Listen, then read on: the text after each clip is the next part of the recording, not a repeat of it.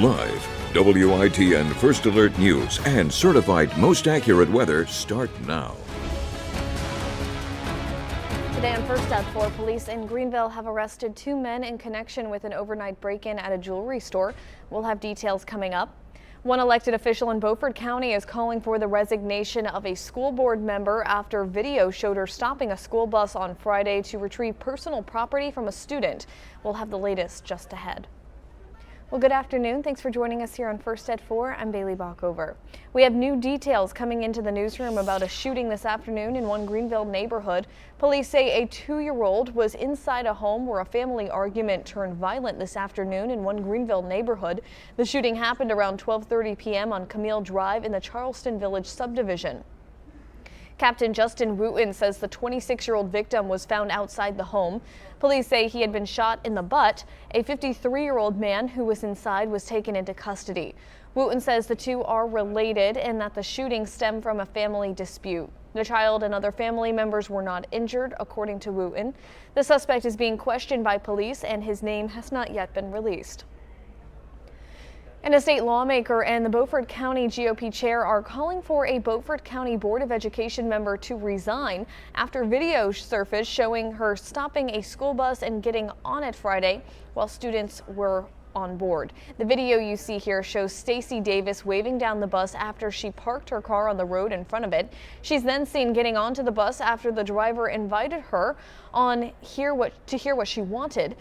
She calls out a student's name until another student brings back an item to Davis that she thought was stolen from her child. It was eventually understood that the item was exchanged as part of a mutual agreement between Davis's child and the other P.S. Jones student. Now, State Representative Keith Kidwell and Beaufort County Republican Party Chair Carolyn Garris are calling for her to resign. Garris told us in an interview today that she thought the video was embarrassing. And I called Stacy and talked with her about it 2 or 3 times, and and asked her. I asked her, if she would consider resigning because this was truly a reckless event. Davis told us in a statement on Tuesday when we first covered the story that she was sorry to anyone impacted by this. She said she never meant intentionally to make anyone uncomfortable, and she only meant to act in good faith to retrieve her personal property. Parents we asked about it today were split, some saying she should resign, others saying she only acted as a caring mother. And while Davis wouldn't talk to us on camera today for what she says are legal reasons, she has been vocal on Facebook towards Kidwell about him calling for her to resign, saying he should be ashamed of himself, and the fact that he and Garris are, quote, creating this narrative is disheartening. Meanwhile, Craven County officials say a house is a total loss after a fire this morning. Officials say the call came in around 9:35 a.m. for smoke coming from the 128 Whitley Street home. Craven County Assistant Emergency Services Director Ira Whitford says no one was home at the time, but several people live there. Several fire departments, including Dover Volunteer Fire Department, worked to put the fire out with help from departments in Craven and Lenoir counties. Whitford told WITN it looked like the fire started in an electrical fixture in the ceiling of a bathroom. Crews are still working on a few hot spots right now and have been for the past hour or so. The roof is metal, Whitford added, and because fire rises, it spread to the attic, adding another challenge for crews. Well, today marks the first day residents in one eastern city can cast their ballots for this year's municipal elections. Our Stephen Glover joins us live in New Bern, where he spoke with early voters on what brought them to the polls at the Stanley White Recreation Center to cast their vote. Stephen? Yeah, Baileigh, and dozens of residents have come to cast their ballot for this year's election, many sharing of why their vote matters. Thursday marks early voting in New Bern, where dozens of residents made their way to the Stanley White Recreation Center to cast their vote for the upcoming municipal election. New Bern residents are voting for the next mayor, where 4 people are running for the position, including current Mayor Jeffrey Odom, as well as all 6 alderman seats and even a vote on the city's bond referendum, which allows residents the option to vote on city upgrades. I spoke with one voter who emphasized the importance of showing up to the polls. The importance of it is that, when you're sitting around complaining about why you couldn't get this done in the city or why you couldn't get this petition or whatever, then you think about who you went to vote for or who you didn't go to vote for, or if you had anything to do with it at all, and then you sit down and don't cry about it because it was your fault. Early voting is open from 8 a.m. to 5 p.m. Monday through Friday, including Saturday, October 4th, which is the last day to early vote before Election Day on October 7th. And the State Board of Elections also reminding residents to make sure to bring a photo ID before they make their way to the polls. Reporting live in New Bern, Stephen Glover, WITN News. All righty, thank you, Stephen. Well, New Bern is one of 14 municipalities across 18 counties holding October elections, with Elizabeth City and Rocky Mount holding elections next month. Well, now let's take a look at our forecast with Chief Meteorologist Zach Holder. Zach, how are we looking out there for this evening?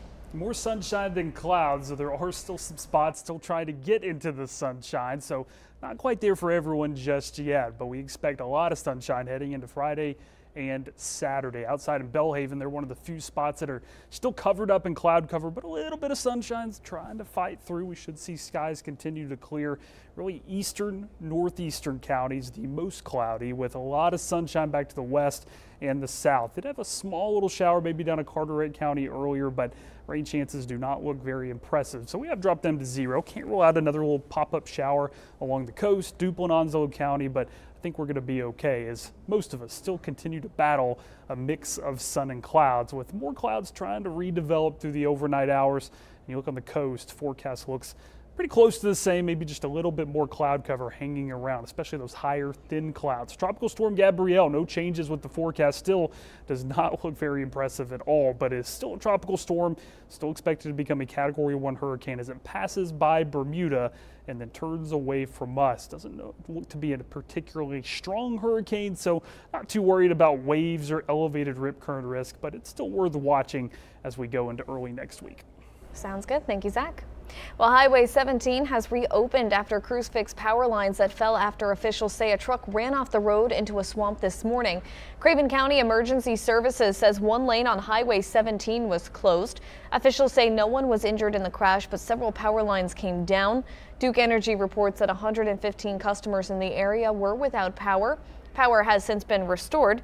The North Carolina State Highway Patrol is advising drivers to avoid this area as the crash is being cleared. And police say they're working with the FBI and State Department after 2 European men were arrested following a break-in at a Greenville jewelry store Thursday morning.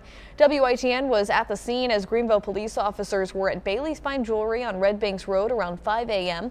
Police say officers were sent to the store just before 4 a.m. for an alarm. Once there, officers say they heard movement in the store ceiling and told the suspects to exit the building several times before the two were taken into custody. According to police, the suspects are Christy Catalin Balaban of Romania and Belmont Dominique of Belgium. Both have been charged with felony breaking and entering and felony attempted larceny. Police are working with the FBI and U.S. State Department to verify the men's identities and figure out if they committed more crimes. Police say a large amount of jewelry was recovered at the scene. Balaban and Dominique are currently in the Pitt County Detention Center. And an Eastern Carolina town has some major infrastructure improvements for a site that worked 9 years past its life expectancy. Edenton held a ribbon cutting today, opening their new wastewater treatment plant with $11 million in additions and improvements that have been in the works for almost a decade. This includes new technology like pumps and water lines, size expansion, and upgrading purification methods. That's according to Robert Hosford with the USDA, who is a partner with Edenton to get the job done. These type of infrastructure pieces are really important to our community because we are USDA. We grow communities, and this is part of what we do, is help communities help themselves. The cost of water bills for residents is also expected to lower, according to the town manager. Edenton has been working with the USDA on this wastewater treatment plant project since 2018. Well, police in Pennsylvania have released the name of the person they say is responsible for killing 3 officers and wounding 2 others in a Wednesday shooting. We'll have more on that coming up after the break, but first let's check in with our weather. Zach? Yeah, it looks like we are going to get spoiled again for football this week, both college and high school. We've had very nice temperatures for all games and barely any rain. Looks like we'll continue that chance, at least for high school football. We'll talk more about maybe an isolated shower on Saturday coming up.